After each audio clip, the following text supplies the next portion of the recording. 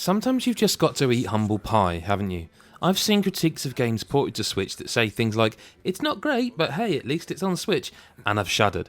I've listened to people say that 2016's Doom is fine on Switch, while shivering thinking about playing that amazing game at 30 frames per second.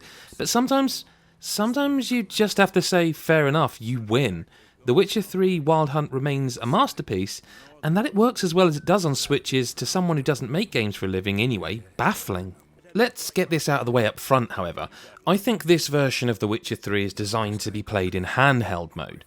Blowing it up to 42 inches and beyond, the camera looks like it's been smeared in Vaseline, and while it's playable if you've ever played it before, it's very off-putting.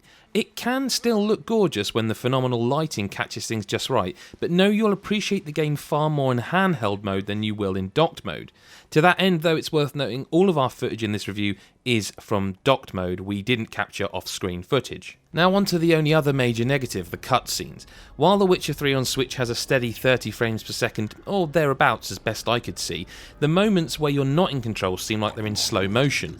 Coupled with the general age of the game and the lower resolution textures, and these moments are probably the worst parts of an otherwise fantastic game. That said, playing with a console on your hands is a joy. It feels at home, and it quickly became my couple of hours a night while the TV was occupied game. In fact, something I wasn't expecting to discover was a new appreciation for the audio design. Now, your mileage may vary, but I prefer not to play games with headphones on all the time. But with the Switch, there's really no excuse not to. So hearing the trees creaking and the bushes blowing in the breeze helped me truly appreciate the incredible audio design. The clanking of sword on sword, the brilliantly read dialogue. If The Witcher 3 felt alive to me already, hearing the audio like this elevated it even higher.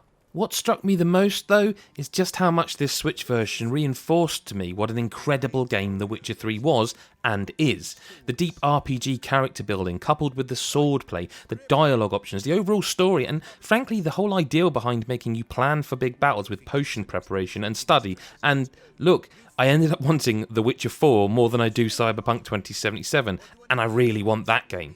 It's worth noting all the expansions are included and you can play them separately from the start if you choose, but they're woven into the main game once you get out of the first area if you want to play that way too.